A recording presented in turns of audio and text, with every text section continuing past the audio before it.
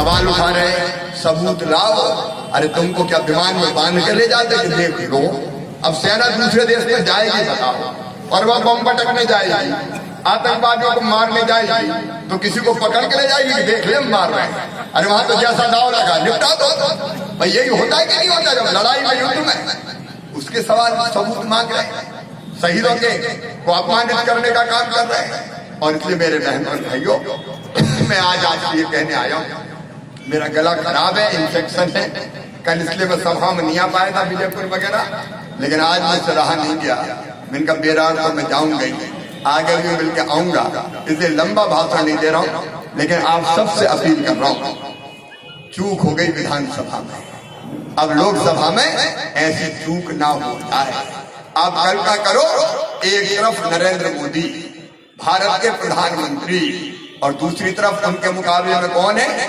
उत्तर प्रदेश में बुआ और बबुआ, कहीं दीदी, कहीं बाबू, कहीं की ईंट कहीं का रोड़ा, भानुमती ने कुनबा जोड़ा, उसमें से निकले थे देवे गोड़ा।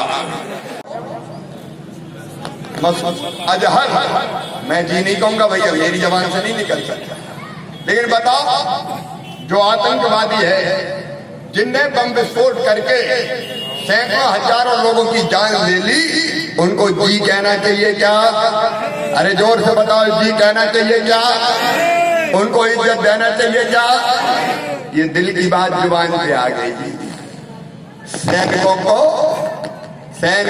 बलिदान का अपमान और आतंकवादियों का सम्मान, यही कांग्रेस की संस्कृति और परंपरा है मेरे बहनों और भाइयों। ये कांग्रेस की संस्कृति और परंपरा है। एक तरफ नरेंद्र मोदी जी, जिन्होंने कह दिया था देश में नोटबंदी हुई तो रात में 12 बजे हुई थी कि नहीं हुई थी? नोटबंदी रात को 12 बजे हुई। उसके बाद जीएसटी आया तो रात को 12 बजे आया, और जब उरी में हमला हुआ तो सर्जिकल स्ट्राइक की, वो भी रात में ही नरेंद्र मोदी ने की थी।